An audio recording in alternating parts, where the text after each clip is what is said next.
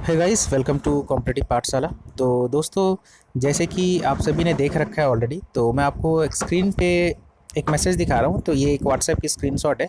तो ये मैसेज इसी प्रकार के कुछ मैसेज है जो आपकी वायरल हो रही है, और इवन कुछ कमेंट भी आ रहे हैं कि क्या एमटीएस 2020 की जो रिक्रूटमेंट आने वाली थी, तो क्या वो रिक्रूटमेंट आएगी या कैंसिल हो जाएगी कोरोना की वजह से। तो आज इस पर्टिकुलर वीडियो में हम लोग यही सारी बातें डिस्कस करेंगे कि क्या ये रूमर्स है या सच्चाई है।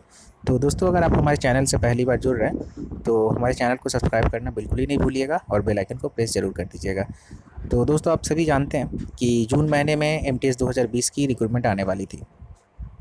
तो दोस्तों, मैं सबसे पहले आपको बता दूं कि मैंने अपने पहले वीडियो में भी आपको ये बात बता रखी है कि कोई भी एजेंसी जो सिर्फ़ और सिर्फ हायरिंग के लिए बनाई गई है, मतलब सिर्फ़ और सिर्फ चयन के लिए बनाई गई कि हाँ, उनके द्वारा employment generate different different different department से करवा के और उनके द्वारा हायरिंग की जाएगी। तो उन एजेंसियों में कभी भी हायरिंग बंद नहीं होती है, क्योंकि दोस्तों ये रूल है। क्योंकि एक गवर्नमेंट जब काम करता है सेंट्रल लेवल पे, तो उनकी कुछ एजेंसी रहती है, जैसे यूपीएससी, एसएससी, ये सारे ही हायरिंग करवाते हैं, चाहे लोअर लेवल हो चाहे हायर लेवल हो। तो इनकी हायरिंग कभी बंद नहीं होगी। ये हो सकती है दोस्तों कि फिनेंशियल क्राइसिस हो रही है, तो जिसकी वजह से हायरिंग होगी लेकिन वैकेंसी कम दिखने के लिए मिलेगी।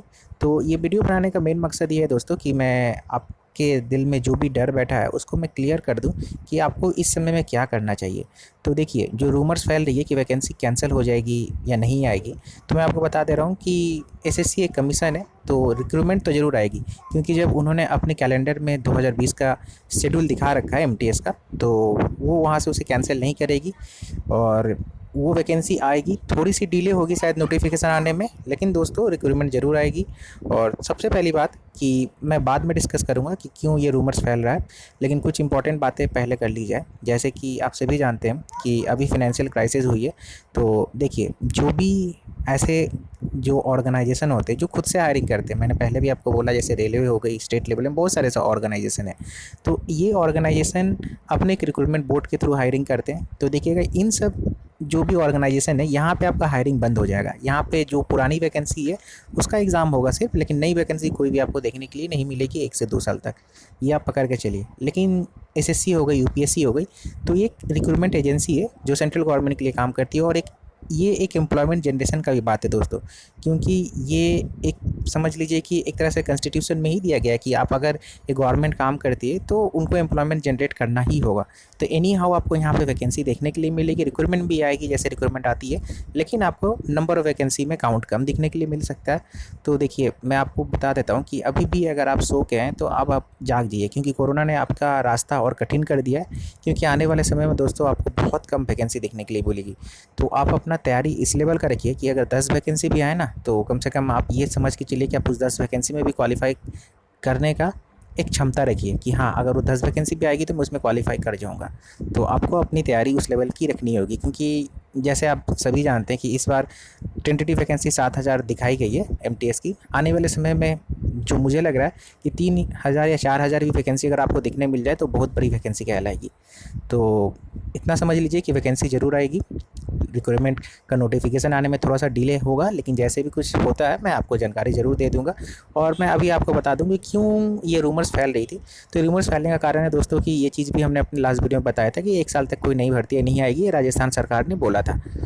तो सॉरी, माफ़ कीजिएगा, आपका हरियाणा सरकार ने बोला था। तो खट्टर जी ने बोला था कि 1 साल तक कोई वैकेंसी नहीं आएगी फिनेंशियल क्राइसिस की वजह से, लेकिन इन्होंने ज़्यादा एक्सप्लेन नहीं किया था।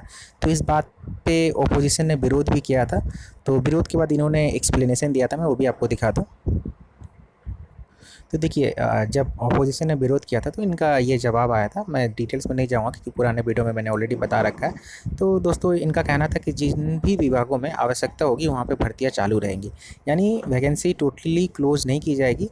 जहाँ पे जो मोस्ट इम्पॉर्टेंट डिपार्टमेंट है, जहाँ पे उनको अगर ऐसा लगता है कि कहीं कमी है किसी भी कैंडिडेट का, तो वहाँ पे अगर उनको लगता है कि हाँ रिक्रूटमेंट होनी चाहिए, तो वहाँ पे डेफिनेटली उन लोग हायरिंग करेंगे। और हायरिंग बंद नहीं होगी टोटली, लेकिन जैसे मैंने आपको बोला कि वैकेंसियाँ कम जाएगी आने वाले समय में, और जो भी हायरिंग कमीशन है वो डेफिनेटली हायरिंग करेंगे। तो लेकिन आपको इतना ध्यान रखना है कि वैकेंसी बहुत कम जाएगी। तो इन्होंने भी सफाई दिया कि वैकेंसी आएगी लेकिन कम रहेगी, मतलब इनका जो बोलना है कि जो आवश्यकता वैकेंसी रहेगी वो रहेगी, मतलब अगर आप इसको डायरेक्ट कंक्लूजन में ले तो वैकेंसियाँ कम आएगी, बस इनका कहना यही है। तो इन बातों को ध्यान में रखिए और अपना तैयारी अच्छा रखिए, और ऐसा तैयारी रखिए कि दोस्तों आप वैकेंसी कम भी आती है तो उस वैकेंसी में भी क्वालिफाई करने का आप अपना क्षमता रखिए दोस्तों। तो यही सारी बातें थी दोस्तों। इसके अलावा आपका कोई भी एडवाइस ओपिनियन है तो प्लीज़ कमेंट करके ज़रूर बताइएगा और चैनल को सब्सक्राइब कर लीजिएगा। Thank you.